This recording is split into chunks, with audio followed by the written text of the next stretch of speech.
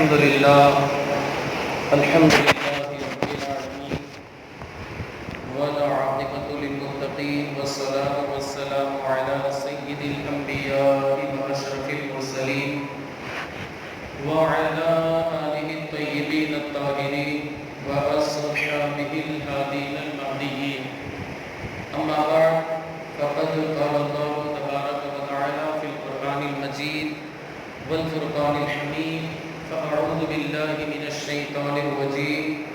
بسم الله الرحمن الرحيم. ووصينا الإنسان بوالديه إحسانا.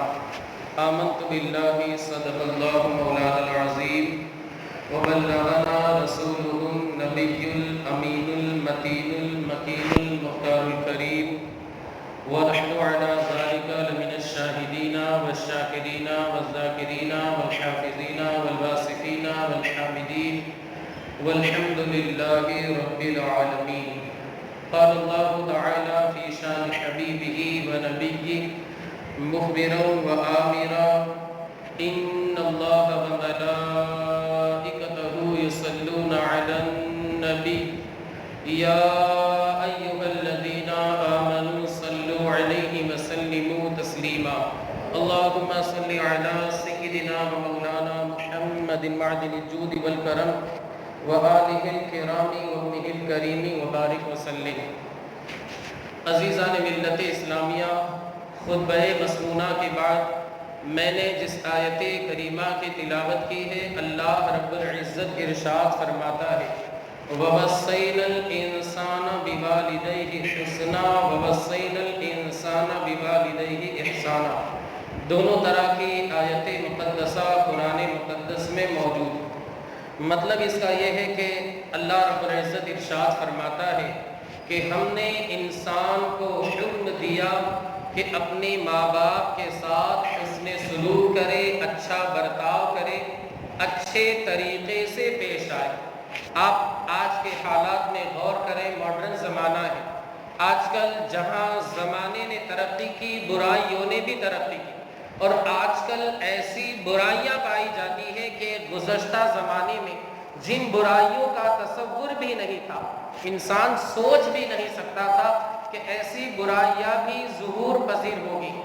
جیسے ماں باپ کی نافرمانی کرنا. صحابہ کرام کے زمانے میں مصطفیٰ کریم نے ماں باپ کی نافرمانی کے تعلق سے وعید سنائی. صحابہ کرام عرض کرنے لگے یا حبیبی یا رسول اللہ علیک الصلاۃ والتسلیم، کیا انسان اپنے ماں باپ کی نافرمانی کر بھی سکتا ہے؟ کیا انسان اپنے ماں باپ کو گالیاں دے بھی سکتا ہے؟ یعنی عرض کرنے کا مقصد یہ ہے کہ صحابہ کے زمانے میں، مصطفیٰ کریم کے زمانے میں ان برائیوں کا تصور بھی نہیں تھا. برائی کرنا تو بہت دور کی بات ہے، انسان سوچ بھی نہیں سکتا تھا کہ انسان ایسی برائی بھی کرنے والا ہے. اور انہی برائیوں میں سے ایک بالکل سب سے عظیم برائی ماں باپ کی نافرمانی، ان کی حکم عدولی. بلکہ انسان اگر بہت زیادہ امیر ہو جاتا ہے، اللہ ماشاءاللہ میں سارے لوگوں کی بات نہیں کرتا، تو اسے پیسے کا گھمنڈ آ جاتا ہے. نتیجہ یہ ہوتا ہے ماں باپ کی جانب وہ بندہ توجہ نہیں دیتا، بلکہ ایک وقت آتا ہے کہ پیسے کی گرمی کی بنیاد پر ماں کے اوپر ہاتھ اٹھا دیتا ہے. اور اگر اس کا غصہ ٹھنڈا نہیں ہوا، اپنی جوہروں کو لے کر کے وہ الگ ہو جاتا ہے. اور اگر اور اس نے ترقی کی تو اب نتیجہ یہ ہوتا ہے کہ جگہ جگہ اولڈ ہاؤس، جسے بدھا آشرم کہا جاتا ہے، وہاں اپنے ماں باپ کو جا کر کے وہ منتقل کر دیا کرتا ہے. وہ انسان اس بات کو فراموش کر دیتا ہے، اس بات کو بھلا دیتا ہے کہ مجھے بھی ایک دن بوڑھا ہونا ہے. 40 جب کراس ہو جائے گا، میری اولاد بڑی ہو جائے گی، میرے جسم کے جو اعضاء ہے، پارٹس آف باڈی ہے، جس طرح 40 سے پہلے کام کرتے تھے، 40 کے بعد کام کرنا بند ہو جائیں گے. یا کام تو کریں گے لیکن جو انرجی، جو طاقت، جو پاور اور جو چستی میرے اندر 40 سے پہلے رہا کرتی تھی، اب وہ نہیں رہے گی. مجھے کسی کے سہارے کی ضرورت پیش آئے گی، کسی کے ٹیکے کی ضرورت پیش آئے گی، اور اولاد کے علاوہ میرا کون سہارا ہوگا؟ لیکن اس انسان نے اپنے ماں باپ کے ساتھ اپنی جوانی کے عرصے میں اپنے ماں باپ کے ساتھ اچھا سلوک نہیں کیا، اپنے ماں باپ کے ساتھ اچھا برتاؤ نہیں کیا تھا. اب نتیجہ یہ ہوگا جیسی کرنی ویسی بھرنی. جیسا انسان زمین کے اندر بوئے گا ویسی ہی فصل وہ پائے گا, اسے ویسی ہی فصل ملے گی. اس نے اپنی جوانی کے عرصے میں اپنے ماں باپ کی نافرمانی کی تھی, انہیں ستایا تھا, ان کے دل کو تکلیف پہنچائی تھی. آج اس کے ساتھ بھی یہی سلوک ہوگا. ماں باپ کے ساتھ بدسلوکی کرنے والے کو اس کا نتیجہ, اس کا انجام جو ہے دنیا کی زندگی میں مل ہی جاتا ہے. اس نے اپنے ماں باپ کو ستایا تھا, گالیاں دی تھی, بدسلوکی کی تھی, ماں باپ کو گھر سے نکال دیا تھا, بلکہ معاذ اللہ ماں باپ کو اولڈ ہاؤس میں منتقل کر دیا تھا. اب اس کا بھی وقت آئے گا, کیونکہ انسان کا وقت, ہر کہا جاتا ہے ہر انسان کا وقت آتا ہے. آج انسان کو گھمنڈ ہے, فخر ہے, وہ انسان اس بات کو بھلا بیٹھا ہے کہ مجھے بھی ایک دن اس دور سے گزرنا ہے, میں بھی بوڑھا ہو جاؤں گا, میری اولاد بڑی ہو جائے گی. اب یہی اولاد بڑی ہو کر کے اس کے ساتھ بھی ویسا ہی سلوک کرے گی جیسا اس کی اولاد نے اس کے ساتھ سلوک کیا تھا. میرے آقا مصطفیٰ کریم کی بارگاہ میں 2 حدیث پاک عرض کروں. پہلے تو قرآن مقدس کی آیت کریمہ بتاؤ. اللہ نے حکم دیا وَاعْبُدُوا اللَّهَ وَلَا تُشْرِكُوا, میری عبادت کرو, اللہ کی عبادت کرو اور اس کے ساتھ کسی کو شریک مت ٹھہراؤ. 3-4 مقامات پر الگ انداز میں رب کعبہ نے یہ بیان فرمایا. سب سے پہلے کیا بیان فرمایا؟ میری عبادت کرو, میرے ساتھ کسی کو شریک نہ ٹھہراؤ. ساتھ میں اللہ رب العزت نے پتہ ہے کس چیز کا ذکر کیا؟ بالکل ساتھ میں, کوئی گیپ وغیرہ نہیں کہ 2-4 آیتوں کے بعد ہو, 2-4 کلمات, 2-4 الفاظ, 2-4 ورڈز کے بعد ہو, ایسا نہیں ہے. بلکہ ڈائریکٹ فرمایا کہ وَبِالْوَالِدَيْنِ إِحْسَانًا, میری عبادت تو کرو مگر میری عبادت کرنے کے ساتھ تم یہ مت سمجھ لینا کہ اللہ کی عبادت کر لی کام ہو گیا, جنت اپنے ابا کی, ایسا نہیں ہے. بلکہ فرمایا وَبِالْوَالِدَيْنِ إِحْسَانًا, والدین کے ساتھ اس نے سلوک بھی کرتے رہنا. ایک صحابی رسول بارگاہ رسالت میں حاضر ہوئے, عرض کی یا رسول اللہ لوگ جہاد پر روانہ ہو رہے, میں بھی چاہتا ہوں, میری بھی خواہش ہے کہ میں بھی راہ خدا میں جہاد کروں. اللہ کے رسول صلی اللہ علیہ وآلہ وسلم نے ارشاد فرمایا تیری ماں باحیات ہے, بقید حیات ہے یا فوت ہو چکی؟ تیری ماں ابھی دنیا میں موجود ہے, زندہ ہے, باحیات ہے, بقید حیات ہے, یا اس دنیا سے دار بقا کی جانب کوچ کر گئی؟ اس بندے نے, اس صحابی رسول تھے, انہوں نے جواب دیا الحمدللہ میری ماں موجود ہے اور ابھی اس کا وصال انتقال نہیں ہوا ہے, وہ ابھی اس نے وفات نہیں پائی ہے. میرے آقا مصطفیٰ کریم نے کیا ہی پیارا جواب دیا, ارشاد فرمایا جا کر کے اپنی ماں کی خدمت انجام دے, اس لیے کہ ماں باپ کی خدمت کرنا یہ جہاد میں شامل ہونے سے سب سے زیادہ بہتر ہے. آپ ذرا سوچو تو صحیح, انسان جہاد میں جاتا ہے, بیوی بچے خود اپنی جان سب کو داؤں پہ لگا کر کے جاتا ہے, سر پہ کفن باندھ کر کے جاتا ہے, مگر میرے آقا مصطفیٰ کریم نے ماں باپ کے مرتبے کو کس طریقے سے بڑھایا. فرمایا کہ انسان کا اپنے ماں باپ کی خدمت کرنا یہ جہاد میں اب شامل ہونے سے زیادہ فضیلت کا حامل ہے. اب ذرا سوچو تو صحیح. اور صحابی رسول نے عرض کیا یا رسول اللہ ماں باپ کے تعلق سے ہمیں کیا حکم دیتی ہے شریعت؟ مصطفیٰ کریم نے فرمایا ہما جنتک و نارک, ماں باپ تیرے لیے جنت ہے, ماں باپ بھی تیرے لیے دوزخ ہے. کیا مطلب؟ محدثین کرام فرماتے, شارحین حدیث ایکسپلینیشن کرنے والے فرماتے ہیں کہ اگر بندہ ماں باپ کی خدمت کرتا ہے, ان کی فرما برداری کرتا ہے, اچھا سلوک کرتا ہے, رب کعبہ اسے بے حساب جنت میں داخل فرما دے. لیکن اگر بندہ ماں باپ کی نافرمانی کرتا, ان کی جانب توجہ نہیں دیتا, اعراض نہیں کرتا, اعراض کرتا ہے, انحراف کرتا ہے, ان کی بات کی جانب توجہ نہیں دیتا, لوگوں کے سامنے انہیں جھڑک دیا کرتا ہے, اللہ اکبر, ایسے انسان کے تعلق سے میرے آقا مصطفیٰ کریم نے فرمایا ہما نارک. اب یہ ماں باپ جن کی تو خدمت نہیں کرتا, یہی ماں باپ کی بدسلوکی تجھے جہنم میں داخل کر دے. کتنا بڑا یہاں پر اللہ کے رسول صلی اللہ علیہ وآلہ وسلم نے اصول بتا دیا. آج کل ہوتا ہے نا, بلکہ آپ نے دیکھا بھی ہوگا کہ جب انسان کی عمر زیادہ ہو جاتی, 50 اگر کراس کر گیا تو تھوڑی سی بات سمجھ میں نہیں آتی, ایک بات کو بار بار وہ دہراتا ہے یا پوچھتا ہے بار بار, مگر یہی انسان جلال میں آ جاتا ہے. یہی انسان جب چھوٹا سا بچہ تھا, ایک حکایت بھی ہے, ایک چھوٹا سا انسان, ایک چھوٹا سا بچہ باپ سے اس نے پوچھا ابا وہ کیا ہے؟ باپ نے کہا بیٹا وہ کوا ہے, کاغڑا ہے. پھر پوچھا ابا وہ کیا ہے. بار بار یہ بندہ پوچھتا رہا. ابا کو بالکل بھی غصہ نہیں آیا. یہ چھوٹا سا بچہ باپ سے پوچھتا رہا ابا وہ کیا ہے. باپ نے کہا بیٹا وہ کوا ہے, وہ کاگڑا ہے. یہ بار بار پوچھتا رہا بیٹا. باپ جو ہے بار بار جواب دیتا رہا. اب یہ بچہ بڑا ہو گیا. اب جو ظاہر سی بات ہے انسان کی طبیعت میں جب بڑا ہوتا ہے اور بوڑھا ہو جاتا ہے تھوڑا سا چڑچڑاپن آ جاتا ہے اور بات جلدی سمجھ میں نہیں آتی. اب ابا نے پوچھا بیٹا وہ کیا ہے. بیٹے نے کہا ابا وہ کوا ہے. پھر ابا نے پوچھا بیٹا وہ کیا ہے. اب دوسری مرتبہ کہنا تھا کہ بیٹا جلال میں آ جاتا. ارے ابا آپ کو سمجھ میں نہیں آتا, بار بار کہہ رہا ہوں کوا ہے. باپ نے کہا بیٹا تیرا بھی ایک وقت تھا, تو چھوٹا سا بچہ تھا, تو بار بار پوچھ رہا تھا, مگر اللہ کی قسم مجھے ذرہ برابر بھی غصہ نہیں آیا. مگر آج میں نے دوسری مرتبہ پوچھا تو جلال میں آ گیا. عزیزان ملت اسلامیہ, یہی انسان کی خاصیت رہتی ہے کہ باپ جو ہے خون پسینہ ایک کر کے اپنے بچے کی تربیت کرتا ہے, پرورش کرتا ہے, اسے پالتا ہے, پوستا ہے, بڑا کرتا ہے.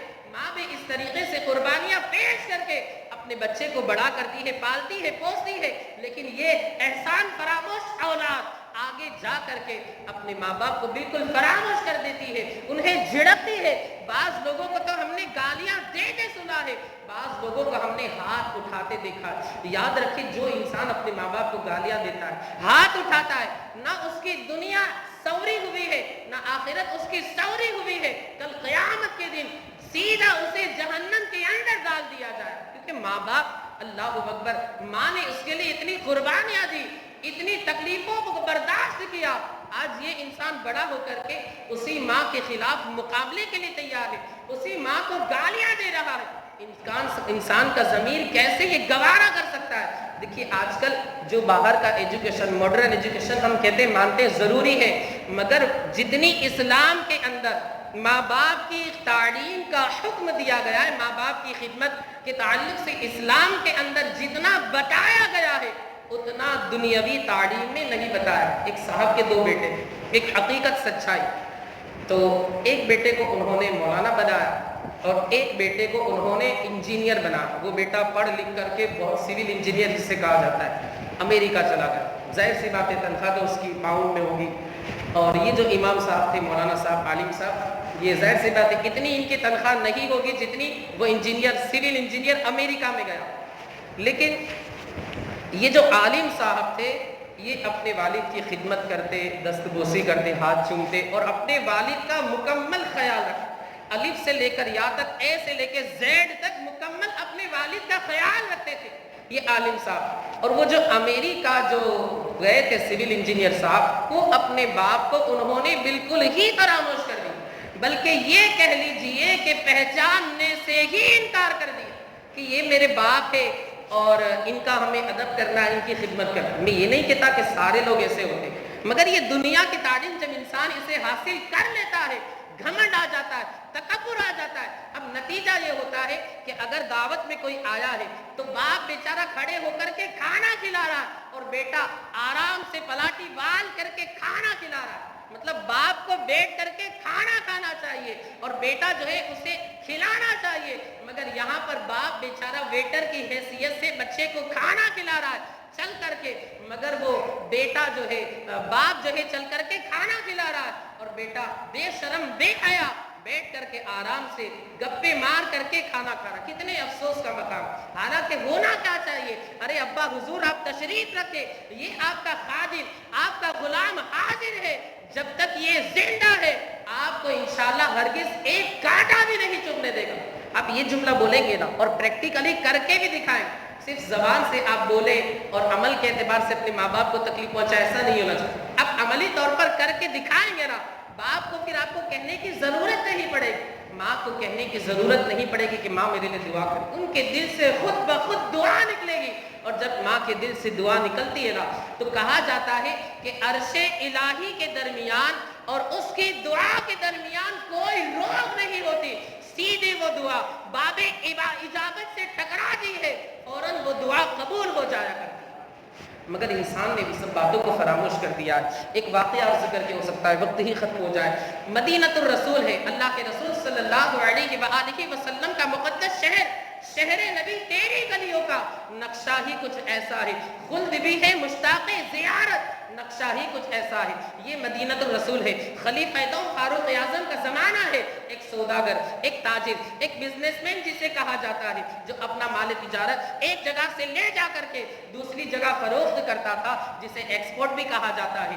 وہ بندہ مال تجارت لے جا کر کے مدینۃ الرسول سے باہر ملک شام، سیریا وغیرہ جا کر کے اپنا مال تجارت فروخت کرتا تھا۔ ایک مرتبہ کی بات ہے، اس کی ماں اس کے پاس آئی اور اپنے خرچے کے لیے روپے مانگے۔ بیچا مجھے کچھ خرچے کی ضرورت ہے، روپیوں کی ضرورت ہے، مجھے کچھ دے دے۔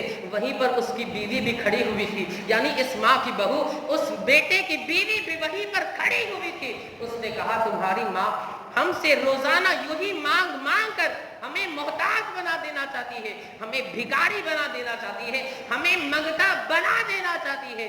اس کے دل کے اندر تھوڑی سی کنجوسی کا خیال آ گیا، بیوی کی باتوں میں آ گیا۔ ماں نے جو ہی سنا، ماں بالکل خوددار تھی، غیرت مند تھی، وہاں سے مایوس ہو کر کے چلی جاتی ہے۔ بیٹے نے اسے 1 روپیہ بھی نہیں دیا۔ ماں ناراض ہے، ماں راضی نہیں ہے۔ انسان یہ چاہتا ہے ماں کو ناراض کر کے میں کائنات کی ساری چیز حاصل کر لوں۔ اے انسان تیری یہ نادانی ہے، اے انسان تیری یہ غفلت ہے۔ ماں کو ناراض کر کے 10 روپے کی چیز بھی تو حاصل نہیں کر سکتا۔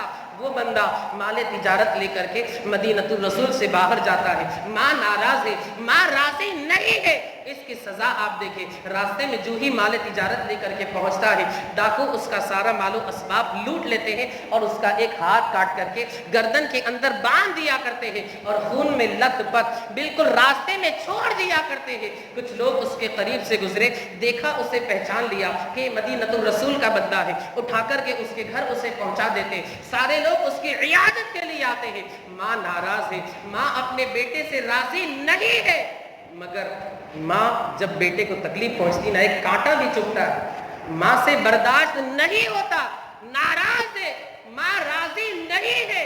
ان ساری باتوں کو فراموش کر کے ماں سیدھی اپنے کلیجے کے ٹکڑے کے پاس آتی کہ میرے بیٹے کو تکلیف ہوئی، ساری ناراضگیوں کو بھول جاتی ہے، ان کے درمیان جو کچھ ہوا تھا سب کو سائڈ میں رکھ دیتی ہے۔ یہ ماں ہی کر سکتی ہے اور کوئی نہیں کر سکتا۔ اپنے بیٹے کی عیادت کے لیے آتی ہے۔ اب یہ جو بیٹا تھا نا، اسے بھی اپنی غلطی کا احساس ہو جاتا ہے کہ واقعی میں نے اپنی ماں کے ساتھ بخیلی کا معاملہ کر کے غلط کیا۔ اس نے فوراً اپنے جرم کا اقرار کیا، اعتراف کیا کہ ھذا جزائی فلو کنت اعطیت امی بیدی درہما ما قطعت یدی وما سلب مالی۔ اگر میں نے اپنی ماں کو 1 درہم بھی دے دیا ہوتا، نہ تو میرا ہاتھ کاٹا جاتا، نہ ہی میرے مال کو ڈاکو لوگ چھین کر کے لے جاتے۔ اب ماں سے اس نے کہا کہ آپ مجھ سے راضی ہو جائے، ماں آپ مجھ سے ناراض ہے، میں نے آپ کے دل کو دکھایا ہے، آپ کے دل کو ستایا ہے، تکلیف پہنچائی ہے، آپ کو میں نے مال و درہم نہیں دیا تھا، حالانکہ یہ سب آپ ہی کا ہے۔ ہم تو کیا ہے، ہماری تو کوئی حیثیت اور اوقات نہیں ہے۔ انگلی پکڑ کر کے چلنا آپ نے سکھایا۔ آپ دیکھیں اس بندے کو احساس ہو گیا، یہ بھی بہت بڑی بات ہے۔ آج انسان جب وہ غلطی کرتا ہے اسے احساس نہیں ہوتا کہ میں نے ماں کے ساتھ غلط کیا، وہ تو سمجھتا ہے کہ ماں کچھ ہے ہی نہیں۔ استغفر اللہ۔ آپ دیکھیں اس بندے نے جرم کا اقرار کیا، اعتراف کیا، اور رب کعبہ کی سزا بھی دیکھیں کہ اللہ نے ویسی سزا عطا فرمائی کہ بندے نے ہاتھ کو روکا تھا مال دینے سے، رب کعبہ نے اسی ہاتھ کو کاٹ دیا۔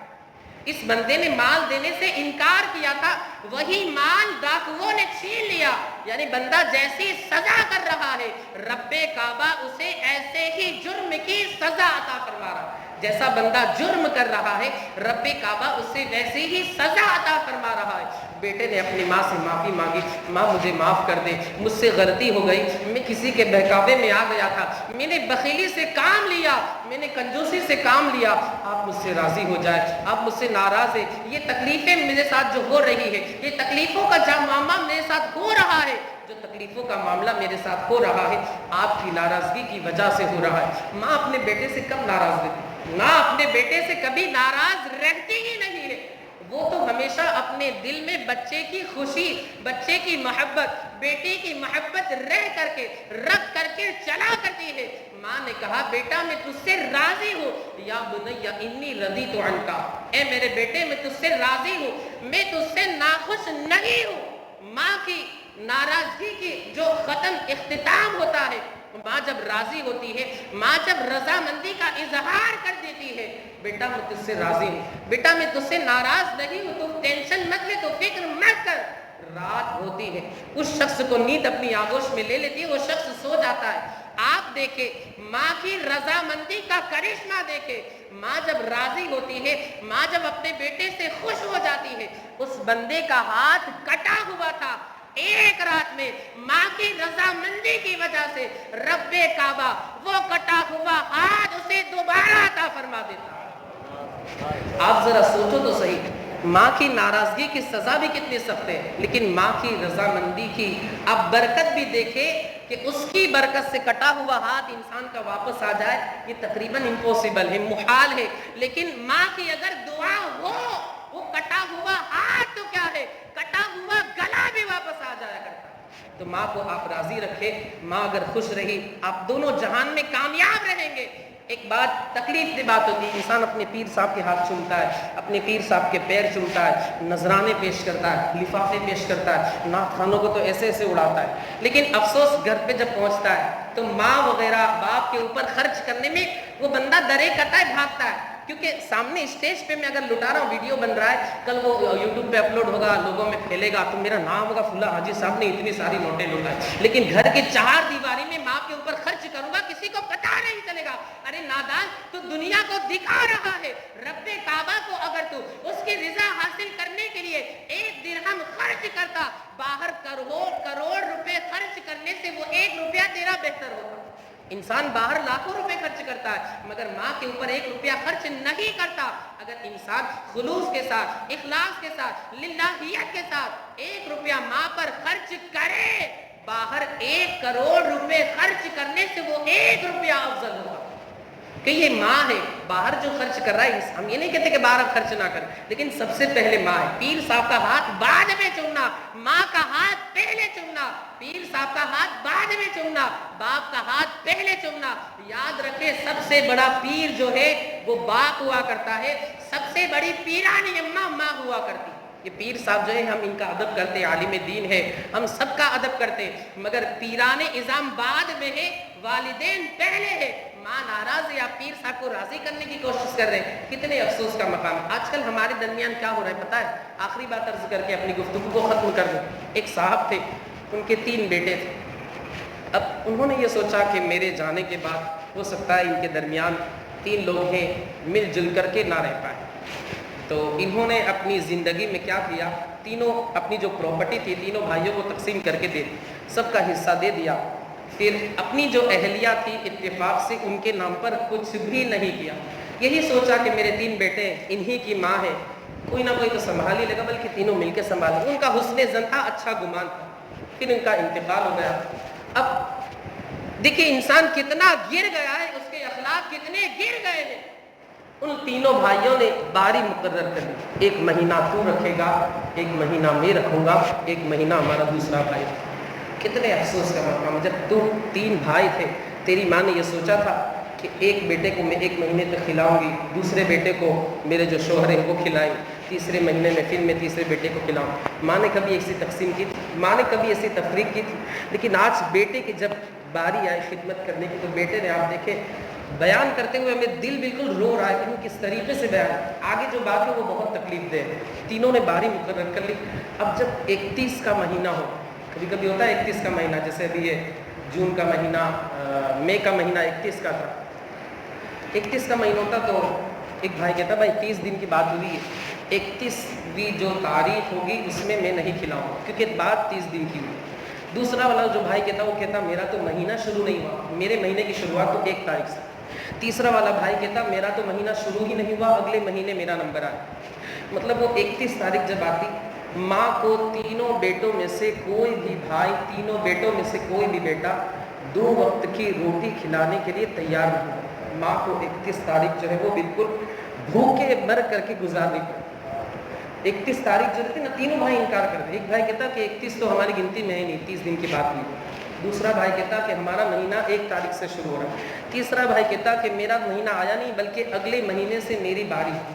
یعنی وہ ماں جس نے انسان کے لیے اتنی تکلیفیں مصیبتیں برداشت کر کے 9 مہینے اپنے پیٹ میں رکھ کر کے اسے بالکل پالا پوسا بڑا کیا، بلکہ کبھی کبھی خود بھوکے رہ کر کے بیٹے کو کھلایا، سخت ٹھنڈی کے اندر خود ٹھنڈے پانی میں سو گئی، بیٹے کو اپنے سینے سے لگائے رکھا کہیں میرے لال کو تکلیف نہ ہو جائے.